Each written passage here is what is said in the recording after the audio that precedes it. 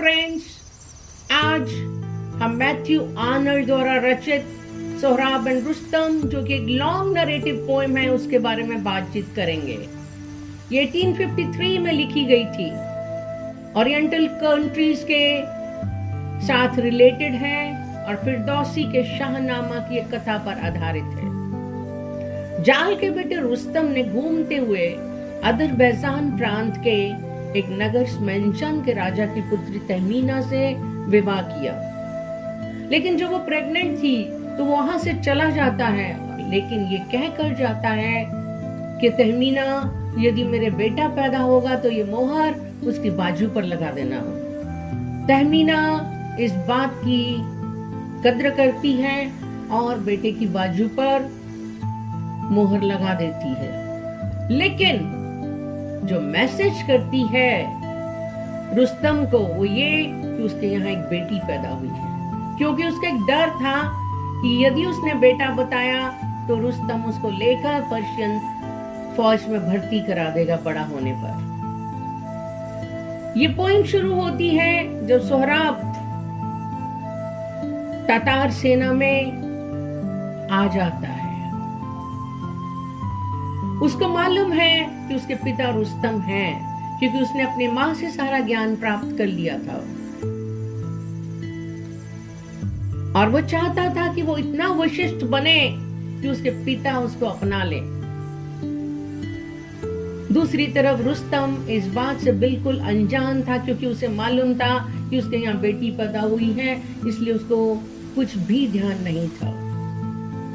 सोहराब इस खुशी से दूर था कि वह रुस्तम से मिलना चाहता है। ततार और पर्शियन सेनाओं में हमेशा युद्ध होता रहता था। एक रात सोहराब अपने बिस्तर पर करवटें बदलता रहा।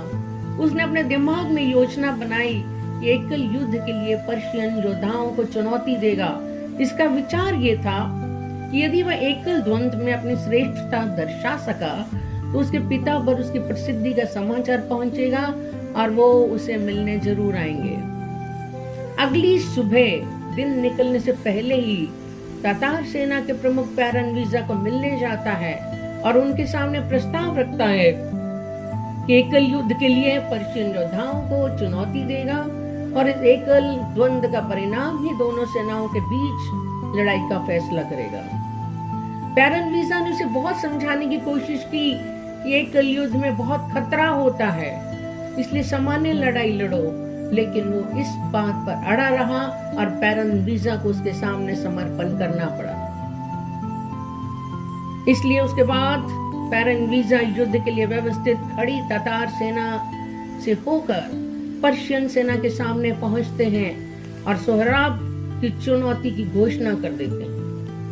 पर्शियन सेना एकदम से हैरान होती है, उनकी सेना में क्या कोई इतना बहादुर है जो सोहराब का मुकाबला कर सके, लेकिन उनको सिर्फ विश्वास था तो वो रुस्तम पर था। लेकिन रुस्तम नाराज चल रहा है। उसने युद्ध में भी टेंट बहुत दूर लगा रखा है। पर्शियन सेनानायक फेरूज आगे आया और उसने घोषणा कर दी कि वे सोहराब से एकल युद्ध के लिए योद्धा को प्रस्तुत करेंगे। गुरदूज रुस्तम से मिलने जाता है। रुस्तम पहले तो लड़ने से इनकार कर देता है कि पर्शियन युवाओं को लड़ाया जाए जिनका समर्थन राजा कैखोसरू करते हैं।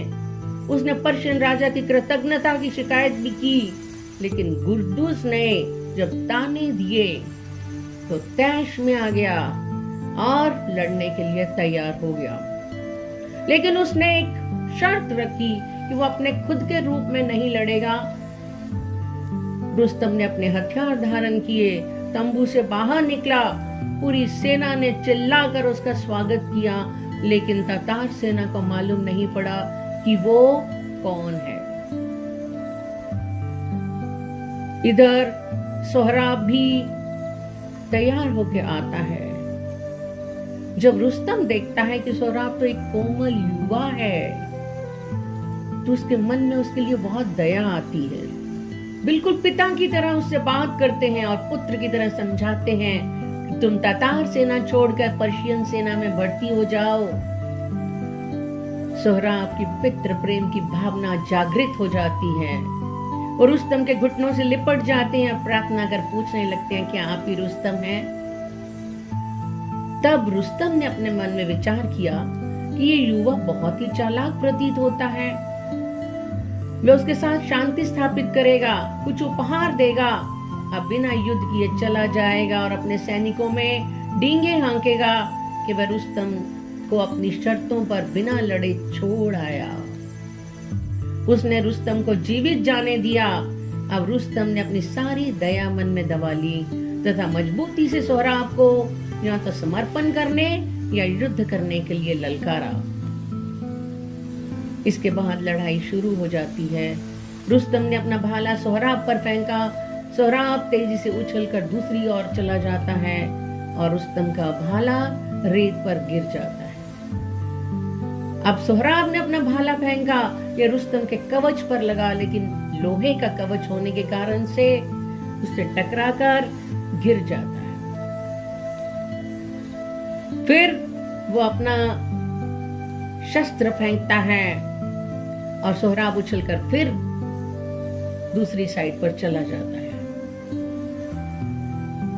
अब वो अपनी तलवार निकालकर रुस्तम को मार सकता था, लेकिन उसने केवल उसको देखा और मुस्कुरा दिया। उसने बिल्कुल ऐसा नहीं किया। अब दोनों तरफ से लड़ाई चल रही है, लेकिन बड़ी अस्वाभाविक मुठभेड़ है। इसके बाद सोहराब ने अपनी तलवार से आक्रमण किया और रुस्तम के मुकुट पर लगी घोड़े के बालों से बनी कलंगी कटकर जमीन पर गिर गई। सोहराब ने पुनः रुस्तम के हेलमेट या मुकुट पर वार किया, लेकिन इस बार उसकी तलवार के टुकड़े टुकड़े हो गए और हाथों में केवल तलवार का ठूंठ रह गया। इसके बाद रुस्तम ने अपना भाला उठाया और बहुत तेज से गर्जना की, रुस्तम! इस चीख को सुनकर सोहराब की कर्तव्य मूड सा हो गया और जब वह हक्का बक्का सा बिना किसी सुरक्षा से खड़ा था, रुस्तम ने अपना भाला फेंका जो सोहराब के शरीर में जाकर धंस गया। रुस्तम अपनी जीत पर खुश हुआ, किंतु सोहराब ने उत्तर दिया कि उसका पिता रुस्तम अपने बेटे की मौत का बदला लेगा। रुस्तम को सोहराब की बात पर विश्वास नहीं हुआ। उसने सोहराब को बताया कि रुस्तम के तो कभी बेटा था ही नहीं। जब उसने अपनी माँ के बारे में बताया तो रुस्तम को अपने विवाहित जीवन की बातें याद आ गईं। उसे अभी भी विश्वास नहीं हुआ कि उसका सोहराब बेटा है। तब सोहराब ने अपनी बाह नंगी करके उसे ग्रिफिन का वह निशान दिखाया जो रुस्तम का पहचान चिन्ह था। अब रुस्तम को विश्वास हो गया। वह चिल्लाया, ओ मेरे बेटे, तुम्हारा पिता तुम्हारे सामने है, और बेहोश हो गया। फिर से होश में आया जब सोहराब ने उसे बाहों में लेकर चूमा। रुस्तम फूट फूट कर रो पड़ा। वह अपना जीवन समाप्त करने जा रहा था कि सोहराब ने उसे यह कहकर रोक दिया कि उनके भाग्य में यही लिखा था कि वो अपने पिता को तो मिलेगा, लेकिन किस रूप में मिलेगा। सोहराब ने अपने पिता को अपने मरते समय लाड़ प्यार करने की इच्छा व्यक्त की। उसके लिए यही खुशी की बात थी कि उसने अपने पिता को खोज लिया। रुस्तम का घोड़ा रक्ष भी उनके दुख से दुखी है।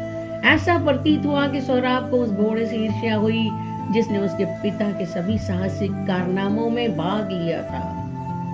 उसने अपने पिता से प्रार्थना की कि उसके मृत शरीर को वह सिस्तान ले जाए और उसकी कब्र पर एक शानदार स्मारक बनवाए। वह तातारी सैनिकों को शांति से जाने दें। रुस्तम ने उसकी दोनों इच्छाएं पूरी करने का वादा किया। अब रुस्तम विलाप करने लगा कि उसके जीवन तो खून खराबे का जीवन ही बना रहा, वह कभी भी समाप्त नहीं होगा। सोहराब ने भविष्यवाणी की कि कैखोसरू की अंतिम यात्रा में उसे शांति प्राप्त होगी। अब सोहराब के शरीर से भाला निकाला गया और उसके दर्द में थोड़ी सी राहत प्राप्त हुई। अब रात हो गई। रुस्तम ने घुड़सवार का लवादा ओढ़ लिया और अपने मृत पुत्र के पास बैठ गया। दोनों सेनाएं अपने कैंपों में चली गईं। रुस्तम तथा उसका बेटा वहां अकेले पड़े रहे। ऑक्सस नदी बहती रही। ये मानव त्रासदी से बिल्कुल अप्रभावित थी, क्योंकि उसके रेतीले तटों पर ऐसा होता ही रहता है। यह बहुत ट्रेजिक एंड है कि जब दोनों लेटे हुए हैं और प्रकृति पर उसका कोई प्रभाव नहीं होता है। ये आयम्बिक पेंटामीटर में लिखी गई है। मैंने आपको बहुत सिंपल भाषा में समझाने की कोशिश की है। यदि आपको अच्छा लगे तो इसे लाइक भी करिएगा, सब्सक्राइब भी कीजिएगा। Thank you very much.